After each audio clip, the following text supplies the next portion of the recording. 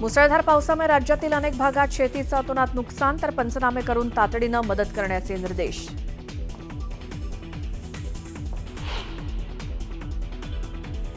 लातूरमध्ये मुसळधार पावसामुळे रस्त्यांना तळ्याचं स्वरूप, जिल्ह्यातील नद्या ओढ्यांना पूर, अनेक रस्ते पाण्याखाली गेल्यामुळे वाहतुकीला फटका.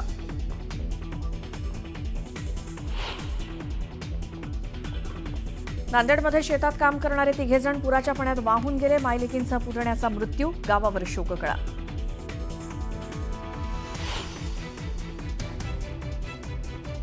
एकाकडे 0 आमदार तर दुसऱ्याकडे फक्त 20 आमदार. दोघांची ताकद काय? ठाकरे बंधू एकत्र येण्याच्या चर्चांवर नारायण राणेंचा खोचक टोला.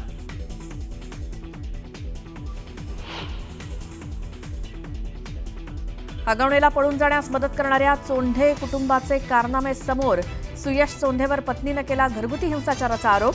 सुयश चोंढे विरोधात महिला आयोगात तक्रार.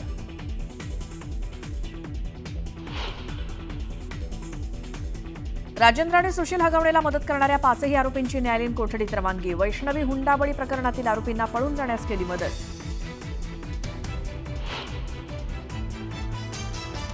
पहलगाम हल्ल्यात मृत्यू झालेल्या पर्यटकांचा बैसरन व्हॅलीत स्मारक उभारणार. जम्मू काश्मीर सरकारची मोठी घोषणा. तर पर्यटकांसाठी काश्मीर चलो अभियान सुरू. मुख्यमंत्री अब्दुल्लांची न्यूज 18 लोकमतला एक्सक्लुझिव्ह माहिती.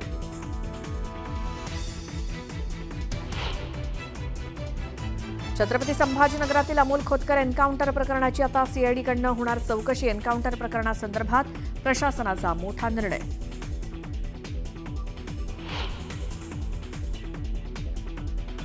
आयकर रिटर्न भरणाऱ्यांसाठी मोठा दिलासा. आर्थिक वर्ष 2024-25 या वर्षासाठीचा आयटी रिटर्न भरण्यासाठीची मुदत 15 सप्टेंबरपर्यंत वाढवली.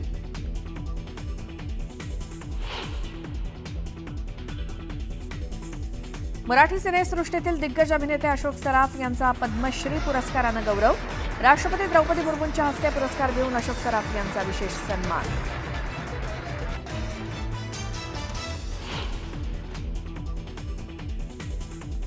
पंतप्रधान मोदींच्या अध्यक्षतेखाली आज केंद्रीय कॅबिनेटची महत्त्वाची बैठक. अनेक महत्त्वाचे निर्णय होण्याची शक्यता.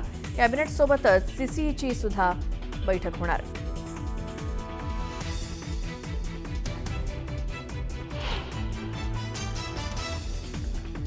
आयपीएलच्या सांगता समारंभात ऑपरेशन सिंदूरच्या हिरोंना दिली जाणार सलामी. बीसीसीआयनं 3ही सैन्यदल प्रमुखांना पाठवलं निमंत्रण.